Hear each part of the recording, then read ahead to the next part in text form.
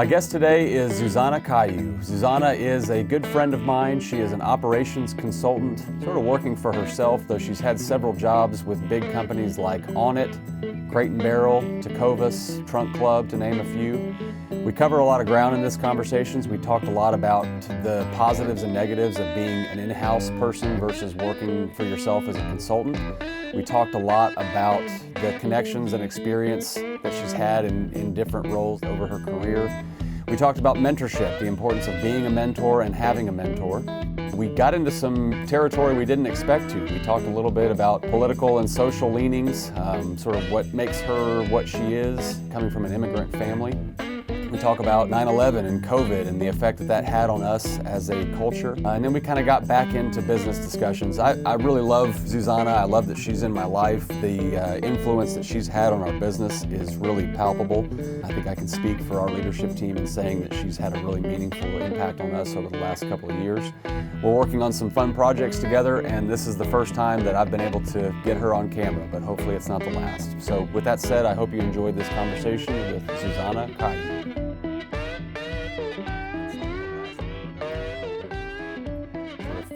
Gathering place. You know, I was raised on a farm with he and my grandma, and my parents had a house there.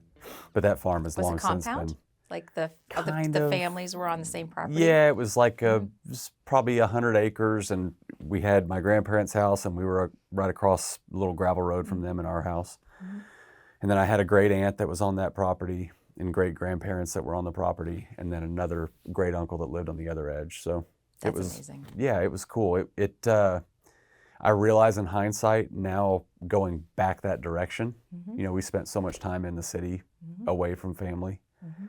but going back, being closer to family and being out in mm-hmm. peace and quiet, I realize now how much that meant to me as a kid, mm-hmm. that you just kind of take for granted. Mm-hmm. But the cabin thing,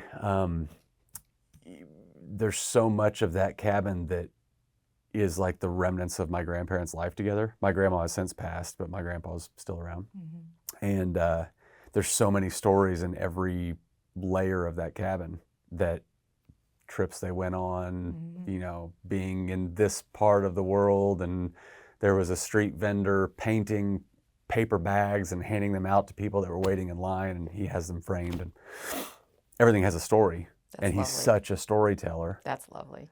That it was like, man, we got to get these things mm-hmm. recorded. So last year, in the fall, last September, my brother and I and my dad took him up to the cabin. It was his last trip there, and it's the last trip he'll ever take up there, I think. And we had 2 different blocks of time where we sat in this kind of context for me to interview him about things in the cabin. And what it turned into was sitting down, hitting record on the cameras, and he just talked for like 2 hours. Wow. Both times. Wow. Yeah, it was cool. My sister and I are supposed to go to Slovakia with my dad next year, and this conversation's going to help because I'm going to record some of this stuff. Yeah, you don't need much mm-hmm. to record to make it worth the time. Mm-hmm. Like a little Zoom recorder mm-hmm. is really all you need. Okay. Some microphones. Great. Yeah. Thanks. That's going to be inspiring. Thanks for making time to do this. Absolutely. It's talking to people about coming in and just having a conversation over coffee and then recording it. The moment the last part comes into play, like, oh, and by the way, we're going to record it. Yeah. You lose a lot of people. Yeah. So I appreciate your willingness to do it. We'll try to be gentle on you. So something happened today I wanted to tell you about. Yeah. I was talking to the leadership team. Yeah. Live Oak leadership team. Yeah. And I had mentioned I'm having an interview today with Zuzana Kajuch, mm-hmm. and they looked at me like, say that name again? Oh, they didn't know what my name sounds like? None of them knew that was the actual pronunciation of your last name.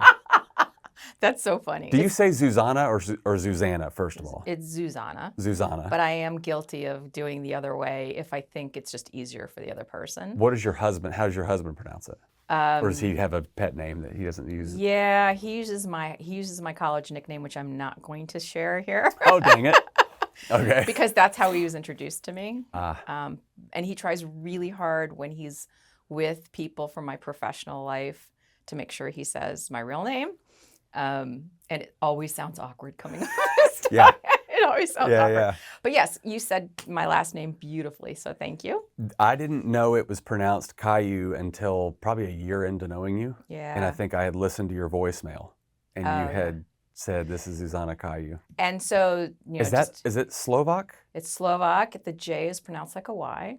My sister's name is Yarmila, and it's a J. So that throws Yarmila. everybody off because the first letter is a J. The last two letters, the CH, is actually like a thing in the back of your throat, like a k. So it's Kajuch. But it's so hard for people to do that sound that I just leave it off. Again, I'm proud of my heritage, but I don't worry about whether or not somebody actually says my name perfectly correctly. What language is spoken in that part of the world? It's Slovak. Slovak. It's Slovak. So Czechoslovakia is Czech language and Slovak language. They are slightly different. Slightly different. Do you speak it?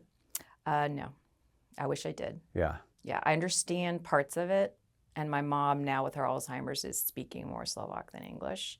So I'm at a disadvantage. My brother and my sister remember quite a bit more than I do. Where do you fall in the order of siblings? I'm the middle child. You're the middle. That's probably why we like each other then. Yeah. I'm also the middle. Yeah. Yeah. But I am jealous of my brother and sister because they do a better job with her communication now at this stage than I do. Do you have any aspirations to learn languages? I've tried to learn Spanish a couple times. I'd like to do an immersion and try to do better. Immersion, like go to Mexico and live there for... Maybe just take it more seriously as a class that you really invest a meaningful amount of time and energy into. Mm-hmm. Okay, so you and I met 2018, 2019, yes, somewhere around 2018. there? And you were at Onnit. VP of Ops at Onnit. Mm-hmm. Talk about that transition to Onnit. Did you move here for the job? Yeah. Can you talk about that a little bit? What was that like? Hard. My husband and I had been in the same house for 18 years and rooted in the Midwest. And I was... Chicago? In Chicago, suburbs, yep. I was getting ready to leave Trunk Club, which was the best career experience of my life. 4 years of phenomenal growth at a startup that was full of crazy talented people that have all gone on to do really interesting things. And so, feeling really blessed by that experience. That experience changed me forever in terms of what I thought a company experience could be like and what an environment like that could look like. But after 4 years of running really hard, really hard, I was just exhausted. I was burnt out and exhausted, and all I could think about was sleep. Like literally, I just want to sleep. I was that tired.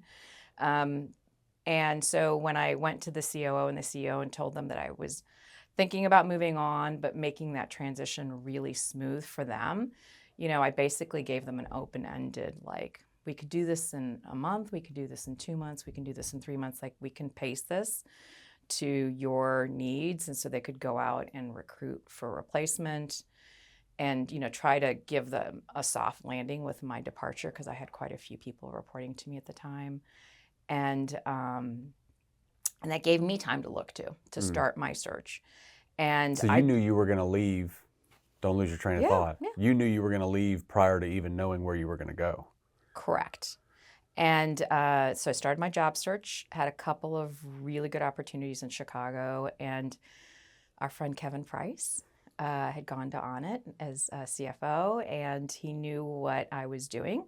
And he said to me, he goes, "Have you thought about consulting?" And I said, "Yeah, I actually have," because I'd done it before in 2013 in between jobs. And he said, we think we might need a consultant here, and it would be great if you could come down and just meet Jason Havey and the team and see if there's something here for you to do. And so I was already in Dallas with work with Trunk Club. We had a facility there, and they paid for me to come down to Austin for a day, visit, meet Jason, and a week later I had an offer. Wow. And it wasn't what any of us stepped into. It really was we'll see if there's a consulting gig here and if it's something that you want to do, was really how it was pitched. And then I just, Jason is an amazing human, so he sold me on it.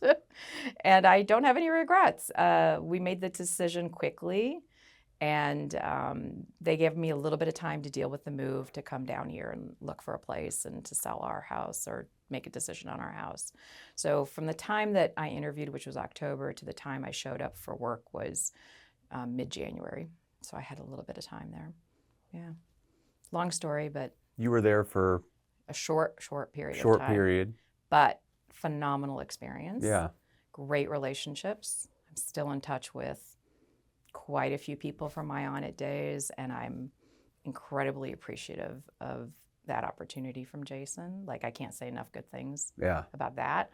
I got recruited away for an opportunity to be COO at Tecovas, and it was something that I felt like I needed to do in my career, and it wasn't the right decision for me. It wasn't the right job for me, but that's okay. Like, I knew when I made the decision that I was taking kind of a big leap into the unknown of, whether or not this was the right role at the right company. And that's okay. Like, Gary and I've talked about this. It's okay to try something for it not to work out. Mm-hmm. It's hard for me to accept that as somebody who has, prided myself on doing excellent work in my career, but it's also about people. And sometimes you don't fit the culture and you don't fit the group. Yeah, and sometimes you don't realize those things until you have the benefit of hindsight. Right. Like what seems like a fork in the road that had a dead end at the end of it, you look at years down the road and you recognize relationships you made during that period or lessons you learned the hard way that ultimately serve you well.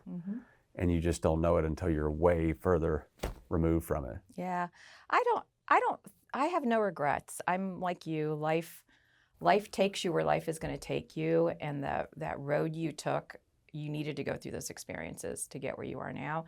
And the On It team was frankly great to me even after that. So they became a client for a long time, and welcomed me back in that capacity, as a consultant, which is really where I went. And I don't even know if I call myself a consultant. I just say that I'm an extra pair of hands, right? If you need somebody on the operations side, I'm just an extra pair of hands if you want to hire me as an independent person as opposed to going to a consulting firm or some other way of getting that work done. Yeah. Yeah, you're the third On It alum to sit in the chair. Yay, Josh Alley. Josh Alley and Mike Spadier have been here. Oh, nice. Before. Mike and I never crossed paths. We never worked there at the same time. Have you not met Mike at all? I've met Mike a couple of times, but we've never spent any quality time together. Yeah, I don't know if it's selection bias or if it just happens to be that I fit well culturally with the people at On It. But some of the people that I respect the most professionally, I met through that business. I look at my Trunk Club experience where literally in the last week I've talked to 4 people from Trunk Club. I mean, and it's been since 2017. So that tells you something about those connections and how strong they are. But I feel equally that way about my On It connections. I just had dinner with 3 other folks from On It 2 weeks ago. So yeah. Yeah, you mentioned Kevin Price and you mentioned Jason Havey. Yeah. 2 people that I would like to get in here and talk to. Good luck. Yeah, I'm realizing that. It's a challenge. No, well, I mean, just get Kevin to fly down. Yeah. Yeah, he said he's coming down in a couple months. So Okay, good. I'm going to try to pin him down for that.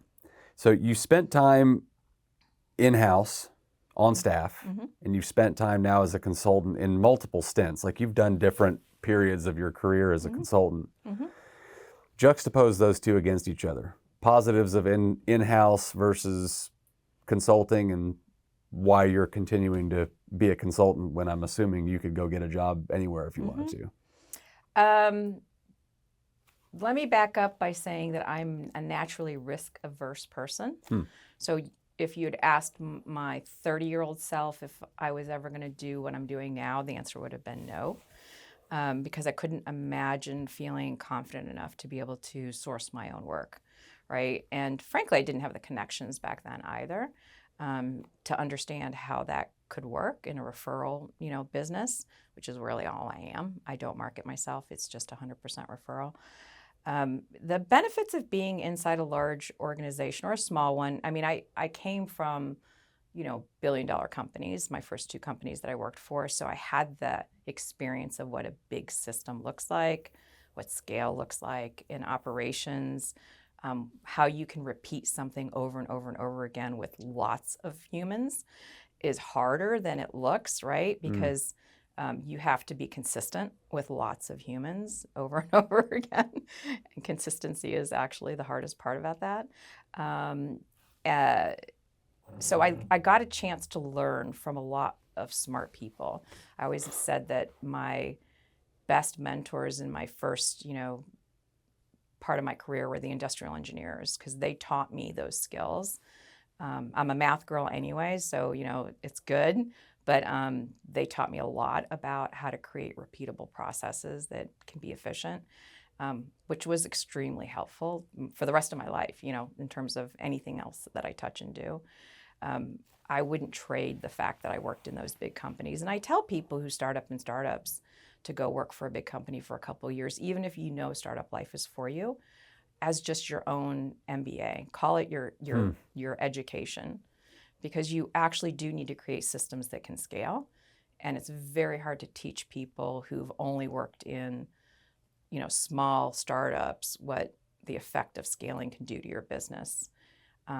So the advantage for me was I went the opposite direction. I went from big to small, and had like I said, the best career experience of my life at Trunk Club, helping that business grow. It was about $40 million when I started and $215 million when I left. Wow. And we did that in 4 years. And in between there was the acquisition from Nordstrom and the integration with Nordstrom. So just great career experience all the way around. I couldn't do what I do now without having had the startup ecosystems be my life experience, because those people are the people who refer me today, because they've all gone on to do interesting things, and they're meeting interesting people who need help. And so they're able to say, hey, I used to work with her, give her a call, which is amazing. Like, I'm grateful for that all day long. Would you have a tough time going back to taking a full-time gig now? I've gotten close. I've had a couple of clients who, if they could have afforded me, I would have considered it strongly, because I liked them so much, and I liked their product so much, and I liked their philosophy. It's not that they were, perfect leaders or anything else, but I felt like I've contributed meaningfully to their success and to their organization, and it would have been interesting to see what I could do with full-time. Most of my clients, I'm capped out at about, I'd say 15 hours a week, fractionally, even when I'm working for people long-term. And so your capacity for the things you can do for them is capped to those hours and what you can accomplish in those hours, which is still a lot, but looks very different than what full-time work looks like, right? How different? Yeah, there's 2 or 3 things you've already said that are points that I wanted to hit on here. So we sort of have dealer's choice. I think you asked me earlier, pros and cons. I don't think there are pros and cons here. I think if you look at my career as a spectrum, I couldn't do what I'm doing today, probably even 15 years ago. And so it wasn't a possibility for me. Just wasn't an option. Why? Because you didn't have the experience? I didn't have the life experience. I also didn't have the connections for, business development in terms of like getting the opportunities presented my way. Yeah. Right. I also think that I'm not alone in this journey, in that I'm now part of 2 Slack groups of folks that are fractional executives. One has 11,000 members. Whoa. The other one is much smaller. I just got introduced to the second group. And it's, originally when I started this, I was told by somebody who I really trust as a mentor that I couldn't be a fractional COO because that was not a thing. And I was like, really? It's not a thing? But fractional CFOs exist all the time, right? And fractional CMOs exist all the time. Why couldn't a fractional COO be a thing? And his philosophy was that job just required a lot more in-house, hands-on work. I guess, I've been able to prove that wrong for the last few years. Yeah, I'm interested to hear you talk about that a little bit, because in my experience with you leading up to you working with Live Oak. Full disclosure, you've worked with us for a couple years now in a fractional capacity. Yes. Your experiences were predominantly consumer goods businesses. Yes. On It, Tecovas, Crate and Barrel. Yes, I've had Club. I've had a couple of media companies that I've worked for in the last 5 years. I've had a couple of manufacturers, but for the predominant group, it's CPG. Yeah. Well, I remember talking to you about an issue we were having. I don't even remember the issue. I just remember I was stuck on something and you came to mind and I thought, I'll bet Zuzana has a perspective on this to offer. And your transition, the knowledge that you had from what you were doing in CPG seemed to transfer over to what we're doing in services perfectly. Oh, because we didn't talk about this. I've had lots of experience running customer service teams. Okay. It's not just the operations side, the physical, like inventory, operations, things like that, that are product physical base. Yes, I've got years of that, running facilities, warehouses, all of the stuff, logistics. It's the customer service side of my life experience, whether it was at Crate and Barrel or Trunk Club, where I feel like the service component of my experience translates to your business model. I think that's where the connection comes from. Okay, so I'm going to thread two topics together here then. One being customer service experience and the work that you've done to help us evaluate just how the customer process flows through ticketing, through managing the relationship, all those things. But also in mentorship, because you've mentioned having mentors several times, and I know that you yourself are a mentor for at least one person I know, but I'm assuming a handful. Talk about the importance of mentorship for you and your career development. Oh, gosh. Both in being the mentor and in being a mentee. Yeah, I mean, listen, I am the recipient of that my entire career from the very get-go.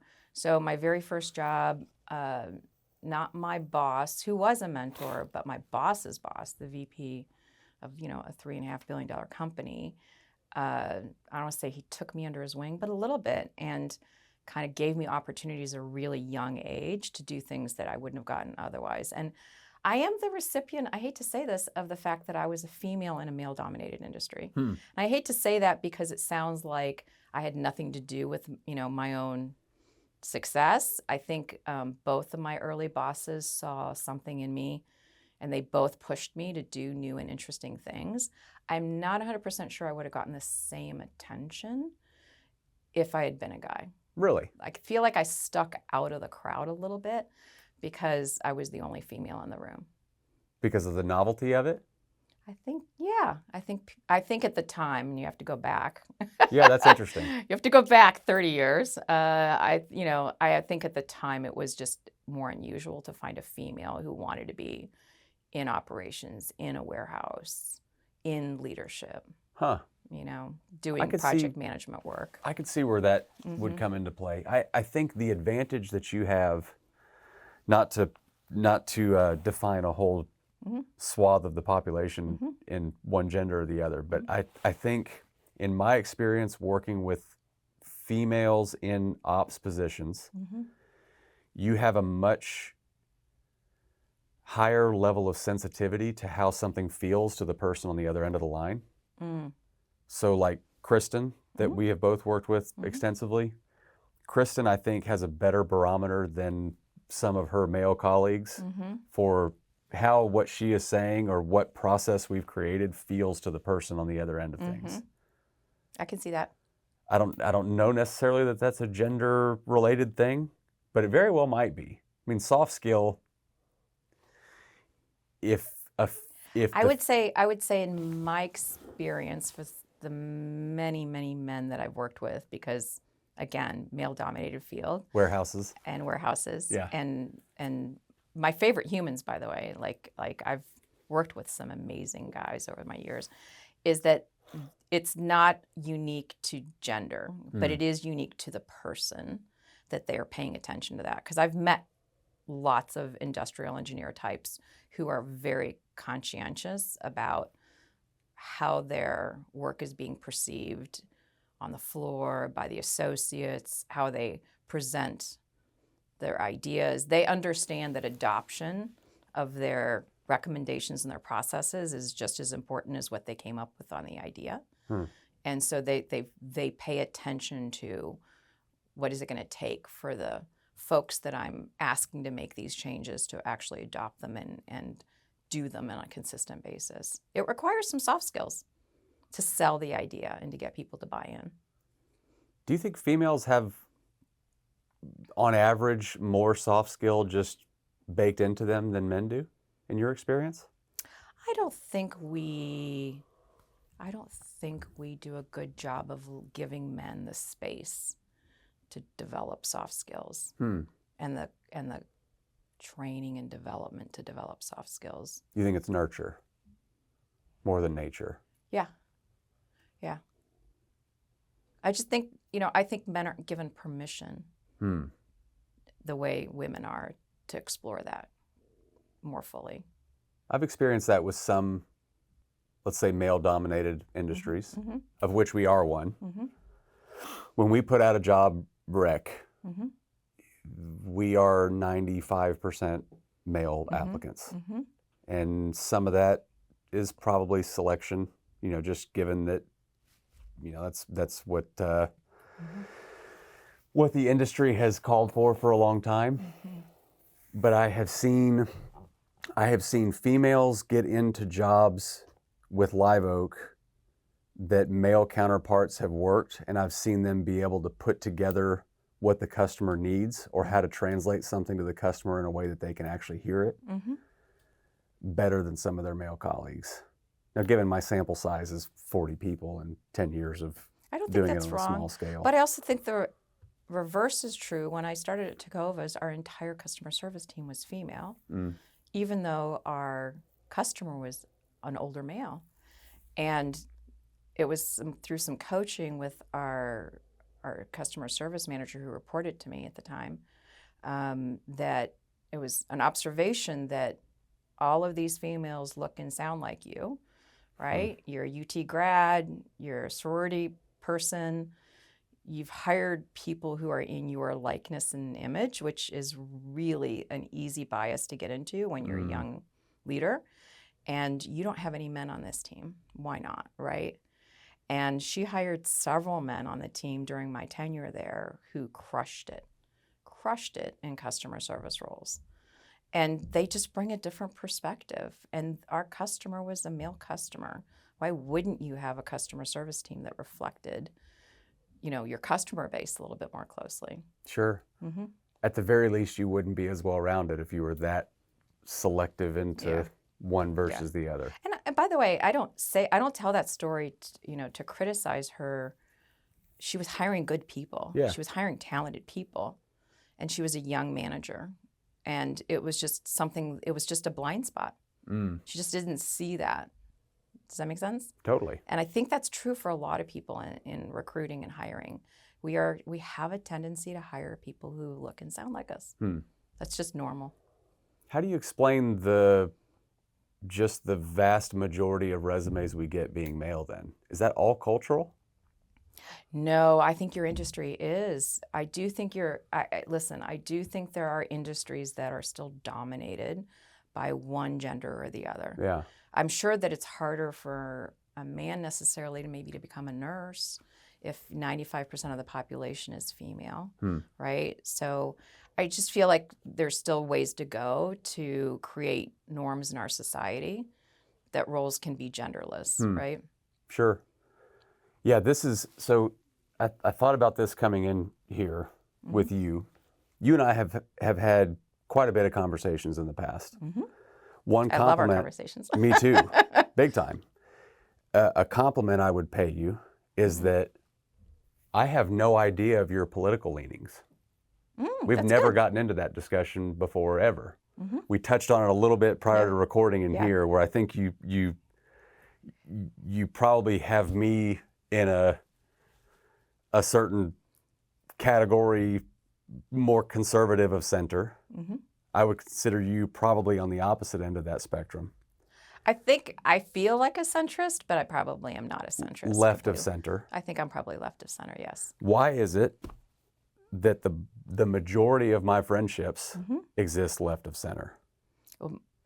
more than half of my family and friends are right. So I have both spectrums in my life for sure, absolutely. Why does that Yes. seem to be so uncommon? This is nothing like what I wanted to talk Why to is you it about. uncommon? Is it uncommon? Is it not common for people to have folks of all political persuasion in I their feel like we're told that groups? you got to pick one or the other. Oh, and so if I can't love the people in my life who happen to be more on the right than I am I going to reject someone for their political beliefs? Because those are the people I love anyway, right? Mm-hmm. So it's just, yeah. I try not to have political conversations because I don't believe that I change anybody's mind. Yeah. Well, and I respect everyone's opinion. Like, you don't have to have the same opinion as me. you have to assume that some of your political affiliation is nurture, is the way you were raised, how your parents I was were. raised Republican. Some of it. I grew up in Indiana, conservative Indiana. I would say there's a balance between nature and nurture in your political affiliation. And I would say if you're aligning yourself completely with one or the other, just like in the conversation about customer service personnel, if you're going all one direction, you're at the very least you're not well-rounded, right? Which is not ideal. And also, you mentioned the word blind spots. If you're not surrounding yourself with people that exist on the other end of the spectrum, who you developed enough rapport with to trust, to come and tell you, hey, you just said X, Y, Z. Did you mean it that way? Because it didn't come across great. You're just not you're not going to be as well-rounded of a human. Yeah, I don't think I have a problem expressing my political point of view, but the question is why? Yeah. To what end? To what end, exactly. Am I changing anyone's mind? What am I influencing? I'm just another person who's voting. Yeah, but I do think it's important. I mean, the political side of it is my opinion on the political side of things is that unless you're going to get involved in a real way, you're going to run for office or you're going to go volunteer for some campaign, you get a vote. Yeah, exactly. And so your investment of time and energy and mental resources into that topic should probably be in line with what you're actually going to do to influence it, which is driving to a polling station, parking, walking in, casting your vote, walking out. One of my goals when I have more free time, as I get closer to retirement, will be to volunteer for elections. And the reason I say that is that because I actually believe in free and fair elections means that I should want to participate in the process. Yeah. If that means checking people in, if that means, doing the grunt work that comes with, the election day event or, the events that happen with what's happening soon, early voting, right? It's something I'd like to do. It's something that would be important to me. Yeah. To kind of just own that, right? Sure. We'll come back to that topic another day. That was not on my list of things, but it's one I because of where we are and elections coming in a couple of weeks. Yeah, it's a frequent topic of thought. I think that my perspective on the election looks a little different because I'm from an immigrant family. We were refugee status. We had our green cards when we came to the United States. My parents, went through the process to go become naturalized citizens, which, by the way, for people who have never taken the test, see if you can take the test that you're requiring everyone who gets naturalized to take. It's a difficult thing, isn't it? Yeah, you have to study to pass that test. Yeah. It's not just like, you're not winging it to pass that test. And my parents studied. I was under the age of 18 when it happened, so we are the beneficiaries of that, right? Because kids get their naturalization status if they're under age of 18 through their parents.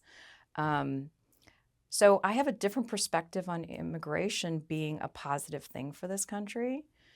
Obviously, my family is here for the same reason all the other families trying to come in are, which is this country is a great place to live that affords people a lot of liberty and opportunity.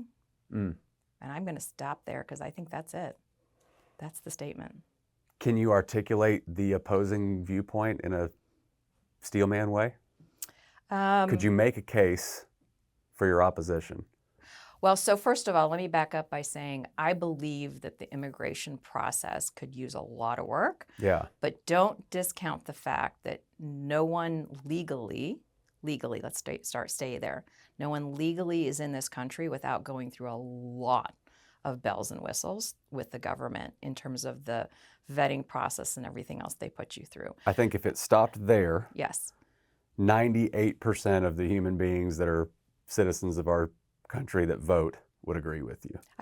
I think so too. And I think we're categorizing this conversation around immigration between legal and non-legal, because legal immigration is necessary for this country to continue to grow. There are so many pockets of this country where businesses need labor and need work, which is why there's things like the B1 visas and things like that. There's all kinds of ways that the country tries to bring workers in for industries that need the help because they just can't find the people that they need to find. And I think that we need to recognize that there's an economic benefit to all of us to solve that problem. Sure. Keep that problem, at a place where we all feel good about that. I think illegal immigration is the bane of our existence, right? I don't think anyone disagrees that we have to figure out a way to solve for that. I just think that we spend more time blaming each other for the situation we're in. I mean, when's the last time anyone put up any legislation that made any of this better? Right? We can talk to each other against each other all day long. Let's try something that will actually work. Do you feel like we're that separated, really? No, but I do think that immigration topic brings out a lot of really scary emotions for people. And I think it just becomes harder to have a reasonable conversation about it when people's emotions are riled up. Yeah. See, I have yet, again, my sample size is Texans, people that I know and have built rapport with, where I really don't know their political affiliation, nor do they really know mine. I mean, people assume that I'm like staunch conservative because I'm Texan and I talk like one. But in my experience, the people that I get into those kind of conversations with, we agree on 98% of it, 95% of it. And that for the fringe issues where we might have a little bit differing opinions, we've built enough rapport with each other where we can have those discussions in a productive way. For sure. Do I believe that you can have a conversation about just about anything with the right intent and tone and empathy? I think you can. Why is that lacking in our political atmosphere then? Because it doesn't rile people up to come vote. Because I have to get you off your couch and get you fired up so that you come vote. That's my opinion. Is the only way to do that to talk about how bad the other side is? Or is that just the cheap trick? I think that's just a cheap trick. I think so too. That's just cheap human psychology. Yeah. People are more wired to recognize threat than they are to recognize where they're alike. Yeah, I think that's true. Yeah. Did I say anything about immigration that you didn't agree with? No, I told you I would agree with all of it. Yeah.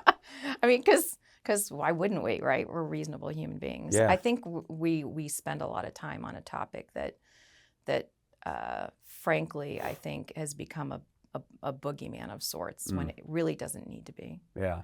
I think our political leaders have lost the ability to inspire people to get off their ass and go do something without using the fear tactic. I was not a fan of George W. Bush as president. I give him so much credit as a Texan for trying to address immigration. I feel like he tried. He really made an attempt at trying to pull together some legislation on this topic. And I feel like he's kind of the last president that tried. That's interesting. I feel like nobody's tried as hard as he tried. He didn't succeed, but I give him a lot of credit for trying. You know what I would give him credit for? This is a departure from our conversation. Yeah. I'll get back to this. After 9/11 happened, he went to New York to throw out the first pitch of the first Yankee game in New York after the Twin Towers fell. And, he's going in front of 60,000 people, 80,000 people, however big Yankee Stadium was at the time, to throw out a first pitch.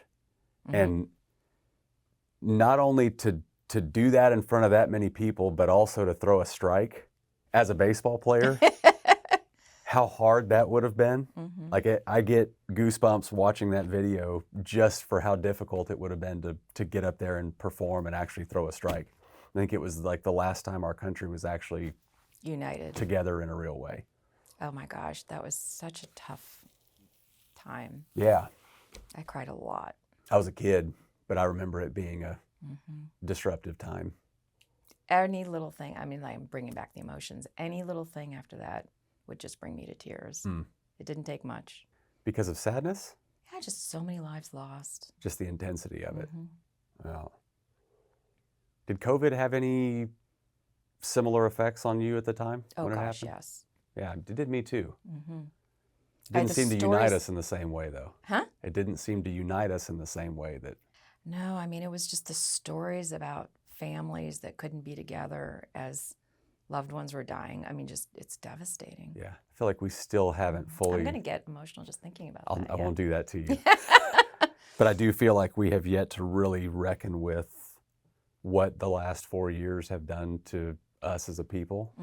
And like, when you get into a traumatic situation or something that's just so disruptive to your way of life, you kind of go into self-preservation mode. So like at the time, I remember walking out of my kid's room after putting him down to sleep and having Ashton sitting on the couch with her hand over her mouth. And it was when Trump was talking about how we were going to lock things down for the next couple of weeks to stop the spread or whatever. And I remember thinking at the time, oh, this is a big deal. This is going to change things. But then I don't remember being that disrupted by it. It was like the nuance of it, and well, everybody's dealing with it, so we'll just sort of move forward.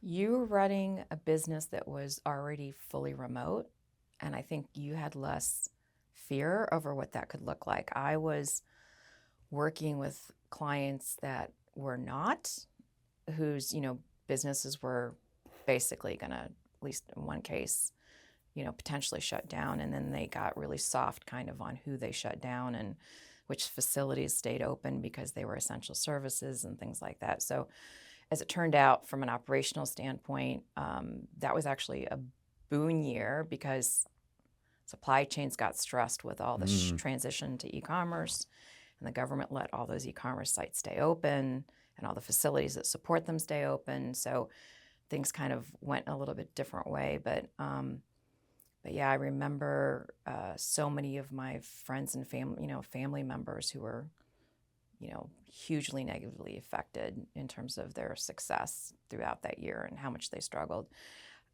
One good thing that came out for me is that the week before, right about the same time as as Texas kind of shut down in terms of, in-person things, Gary and I had a nice relationship with our neighbors in that, you'd wave, you'd say hello, but we didn't really know our neighbors. And the week that the first shutdown happened, we held a little outdoor happy hour with just a handful of our neighbors. And like a lot of folks, that became a lifeline to us through COVID. And, we, in the very beginning, everybody sat, 6 feet away and brought their own drinks, whatever they were going to drink. And we just got to know each other. And it's been since March of 2024, and we're still doing that every week. And that group's just gotten bigger and bigger, and people have come in and moved back out and still, are connected to the group through, text threads and things like that. It's just been, it was a really great sort of experience of just bonding with strangers, frankly, that I didn't know before. And I'm really grateful that I have those relationships now. I don't think at the time we really had a full appreciation of how much we need each other's presence. You need to look another human being in the eyeballs and not just over a screen. And given what I do for a living, it makes it really complicated. Yep. Because so much of what we do remotely. And it's the nature of our business. And we can be really efficient doing things that way. But the difference in running a business remotely and getting face-to-face time with our teams and looking each other in the eyes, to me, I don't know that gulf ever gets bridged by anything technology related. I think there's something there we don't understand about the importance of being able to be in each other's presence that I can't imagine it changes. It seems like a natural part of our species to need to be in community with each other physically. I don't disagree, but then I've also had really good experiences over the last 5 years with several organizations that are remote first and don't have an office and don't really come together physically that often, if ever. And they seem healthy and well run. So, Like ours. yeah, yours is definitely, but you guys get together physically. We do about once a quarter. We try to. Yeah, and that makes a difference. I've seen organizations that get together even less frequently than that. So the answer is, I think it's possible. I think it's possible. Here's what's interesting about that. When you get our team together, Mm-hmm. most of the people that work in teams together they're removed enough from each other that they really are never seeing each other except for like once a year or once, every 6 months when they're getting together at a happy hour. But you get them together in the same room and it's hugs. Oh, Instant hugs. that's amazing. So in IT, people I think generally are a little bit better at building rapport remotely Mm-hmm. than maybe other departments would be. Mm-hmm. IT people are good at developing that camaraderie via chat and digitally. But you get them together face to face and the human element is still very much a piece of it. When I worked at Trunk Club, I had 3 different groups that reported to me. I had the customer service team, which was a group that communicated through phone, email, text, with customers. I had a sales support team that was inside all of the clubhouse buildings, which think of as a retail space, that, received the inventory in, did inventory management, checked clients out with the stylist being involved, but, did that sort of checkout process and packing things up and shipping packages. And then I had the warehouse team that was doing the fulfillment. And I used to have to talk about this with the leadership team occasionally because there was a real desire on all of our parts to let people grow internally and move between teams. And what I had to explain over and over again is that the people who want to be customer facing in the clubhouses, in the sales support team, is usually a different human than the person who wants to be in a customer service role behind a computer where there's a little buffer on the communication style, right? That I'm not looking you straight in the eye and I'm not having an in-person conversation, but I have a little of that technology buffer, whether it's the email or it's the text, or the live chat. And so what I found was that the migration between those two groups, the salaries were similar, the opportunities were similar in terms of, development to lead status and manager status, was that it was only about 10 to 20% migration, meaning people who were in customer service who wanted to come over to sales support or vice versa.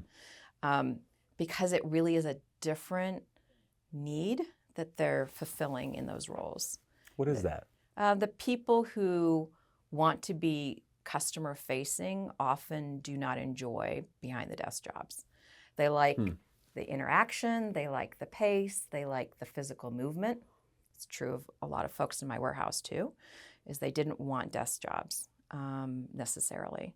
And then the folks that were in customer service with a little bit of that communication buffer were always comfortable and didn't feel like, even though they had great language skills, they could, they were great on the phone, they were great with, written communication, didn't feel as confident and comfortable in face-to-face environments. So it is a little bit personal preference. I do think that when you get to remote first companies, you've already segregated out the people who need an office environment and who want to show up to the office every day and who need that face-to-face in order to feel satisfaction from their role. Is the dividing line an extroversion versus introversion thing? Probably. I don't know too many extroverts that really want a customer-facing job. Really? Do Extroverts you? don't want... No, sorry, introverts. Introverts I said that don't want a I said that backwards. customer-facing job. Yeah, I don't know too many introverts who want a customer-facing Yeah, job. I do think that people's natural tendency is to want to default to something less personal, particularly in a customer service interaction where there might be a little bit of contention there. In a sales career, I try to default to as personal of an approach as possible. This is something that my mentors kind of instilled in me early. Like if you can talk to somebody face to face They're less likely to try to dodge you if you're talking to them like this than they would be if you made a phone call to them. That's true. And they're going to be way more likely to dodge you via email than they would be if you caught them on the phone. So the more personal you can make that approach, the better. But I do think an introvert, somebody that has their energy sort of taken away by personal interactions, that's not the gig for that kind of person. Mm-hmm. So a lot of customer service people I've met who are really good at their jobs don't really have an issue with the people that are upset when they call. They actually get a lot of satisfaction at using their skills to de-escalate the situation, to help that person. You know, I've talked to so many people who do that work who just walk away from it knowing that they made a difference because they took someone who was upset and angry and they turned that situation around, help that person move forward with whatever that situation was. You know, there's a lot of satisfaction in that work. It's for us, the dividing line would be between IQ and EQ, where you're dealing with IT people that in general are heavier on the IQ skill set. They're more thing intensive in what they do. But if you can find that person that balances that with a level of EQ, a level of interpersonal ability, they find more reward in working with the person that doesn't understand the things that they understand about the technology, and they can convey it to them in a way that makes it make sense, why they're having the problem. There's more victories in that for them than there would be in just, resetting the password and now you're fine. Yeah, absolutely. Yeah. But, those skills take time to learn. I don't know that they're they might be innate to some people, but I think for most people in those jobs, that requires some training and some development through use cases and doing lots of scenario modeling and out loud verbal exercises to test the waters and see if I can get that language right. Yeah. I'm going to be interested to see what happens in the next, say, year of our business, given the projects we're working on, because my instinct is that it's easier to take somebody, going back to the IQ EQ scale, it's easier to take somebody with a built-in EQ skill set and teach them the tools to do the job to sort of bolster their IQ. Agreed. Than it is to take somebody that has a higher IQ and teach them the processes to make it look like they've got the EQ. And we're kind of working on that project. Like, how do you take somebody that understands the technology really, really well, but can work through a process for how to communicate with the customer, what to tell them about their issue, how often to reach out to them with updates, and train them on that in a way that makes them look like they've got more EQ than they have built in. I don't disagree with your hypothesis. As you're talking, I'm actually thinking of a couple of examples of that in my past life where we've hired and intentionally trained on the skill, but hired for the person who would have great interactions with customers. You can teach the other. It's much, much harder to teach somebody to just be pleasant with somebody on the phone and leave them with a good sense of care. We had to put in a tailor shop, basically, in all of our Trunk Club locations to, hem your pants and to do some, basic tailoring work for our clients. And we had the backing of Nordstrom, obviously, after the acquisition to use them as training ground so that we could send people to them for skill set training. And I hired a lot of folks out of fashion school and things like that did not have great sewing skills. But Nordstrom had great sewing skills from master tailors that they would hire mostly from other countries. People who came to the United States from other countries who had learned that as a trade, because unfortunately there is no national trade in the United States to teach that skill set. It's a really interesting situation where it's a need, but tell me who's teaching that, right? Even the people who came out of fashion school could barely sew a straight line, even though they were required to learn how to do some basic sewing skills. Really? They were terrible. But, we would hire them because they had retail experience, they had customer-facing experience, they had a desire to learn, they had some basic fundamentals, and then we would send them over to the Nordstrom team to get drilled in where they'd spend hours and hours and hours learning how to do 1M really, really well, and it worked because you don't have an internship development program for that type of trade really in this country. Huh. Mm-hmm.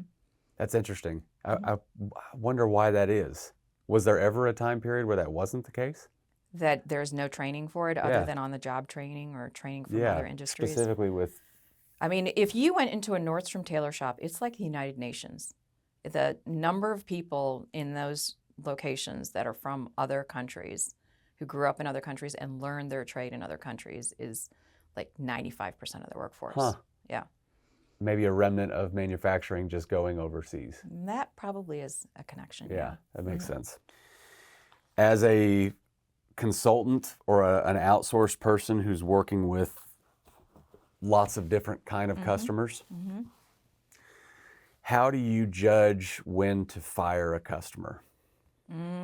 It's only happened to me a couple times. I've been really lucky. Can you tell the story in a way that doesn't point out those customers specifically? No, it's actually too hard. The identifying characteristics would be too easy to figure out, I think. Listen, what I have found is there are certain organizations where I'm the wrong fit for what they want. And they're asking for things that I don't feel comfortable delivering on, meaning that both instances that have happened to me have involved the owners asking me to do things that are outside of my willingness in terms of my professional relationships. So they want me to negotiate a deal that is so unreasonable that I don't even feel comfortable getting the words out of my mouth. Or they want me to take shortcuts that I strongly disagree with because of different reasons, right? And so when I'm the wrong person for that client, because at the end of the day, it's their company. At the end of the day, they get to run their business the way they want to run it. Then I try really hard to end the engagement in a positive way. Like, let's finish out this project, and I'm not going to be able to take on anything new. And so just finish the work that you started, but don't take on. And when I say don't take on anything new, that happens to me all the time, where someone starts me with a thing and then it migrates to other things easily. So sometimes it's just gating the engagement and saying, when this is done, there won't be any other projects after this, or I'm just tied up, or Are there ways you've found to suss that out prior to taking a client on in the first place? I'm better at it now than I was 5 years ago. I think that your knowledge base, I'm sure you've had this happen. You have how many? 130? 110. 110 clients. And you think back at the people you signed on in the beginning and versus what you now know today, there is some pattern recognition that starts to happen over time. And you start to notice things you might not have noticed in the early stages that are yellow flags. Because I don't take on any engagements that are red flags. If there's a red flag, I'm not taking it, right? But if there's yellow flags and they turn into red flags, which again has only happened to me a couple of times, that's when you find yourself going, did I know this earlier? And I think the answer is probably yes. It's usually the thing that you know that you chose to ignore. Yes. That ultimately you're like, that's the deal breaker, and I shouldn't have turned a blind eye to it in the first place. Yes. Wow. I can honestly say that there was never a red flag situation that I didn't have yellow flag warnings that I decided to overlook anyway. Yeah, same. Okay, so I want to ask you one more question. The question that I've asked pretty consistently of people that I've brought in here. We live in a time where negativity sells, and you're sort of taught to be pessimistic about the future, just in whatever media you consume. What makes you optimistic? I think that that's my personal approach to life, period. I've always been a glass half full human. My instinct is never to start with, oh, woe's me, this situation's so bad, right? So I don't know that there's anything particular to this particular time that makes me optimistic. I think I just always am. Does that? I'm probably not giving you a great Pollyanna? answer. Sometimes, sure. Sometimes I'm willfully optimistic. Yeah. Does it take that in order to make progress? To just be willfully? No, actually, you know what? Here, I've said this before about operations people, and I do think that if you talk to a bunch of us, what you're going to find is most people who like what I do, that do what I do, tend to believe there's always an answer. There's always a solution. We just haven't found the right one yet, right? We just need to iterate our way into the right answer. If we tested this and it didn't work, then that doesn't mean that the idea is not valid, but maybe the test had some inherent flaws in it, right? And so, again, I think I'll go back to the industrial engineer example that I gave you early on. Industrial engineers are, trained to look for solutions for, process and efficiency. There always is one. You just haven't found the one that's the right one yet. You haven't tested your way into the right answer yet. So I think I live by that mantra, which is there is always a solution. You might not like it, but there is always a solution. You will always be able to find it and do it, right? Yeah. So I think from that standpoint, I feel optimistic. Listen, do things scare me? Sure. Does AI scare me? Sure. Yeah. Do I see lots of folks' jobs potentially going away? Sure. And do I not see yet what comes in place of that? Not quite yet. I'm not a futurist. But you remain optimistic nonetheless. Hasn't every generation, hasn't every decade felt a little grim? Isn't there, can't you point to every single decade and say, boy, they really had it hard. Look what they went through. Isn't that true of if you look back on history? Yeah, I think that's right. Zuzana, I have really appreciated knowing you the last 5 or 6 years. Me too. I appreciate the friendship, first of all, which is one of the things we didn't get to, but the complexity of having a friend that starts as a friend but then becomes a business associate. Yeah. I've appreciated your willingness and ability to walk that line really well. You do that very, very well. You're very good at delivering bad news or things that are broken that need to be fixed in a way that's not threatening. Like you've done that across my team. Everybody that's interacted with you has that commentary of like, wow. Zuzana can come in and she can find the problem and she can bring you into realizing that there's a problem in a way that's not like pointing out the thing that you've messed up, which is not an easy skill set for most people. But we all have that life experience. Yeah. And me too. I kick myself in the butt all the time for things I feel like I make mistakes on. So it would be hypocritical of me to do that to somebody else. Well, you do it very well. Thank you. So I appreciate that, and I appreciate you being willing to come and be recorded on a coffee conversation. Okay, so I'm going to acknowledge the fact that I'm not comfortable being recorded. But you made this as painless as it could possibly be. This is the same conversation we would have had at a coffee shop up the street. You did good at getting me to go to the emotional places that I didn't think I would go. Yeah, I had to back off of it a little bit. We'll save that for the next time we talk. I'll really get it out of you. I'll be full on crying next time.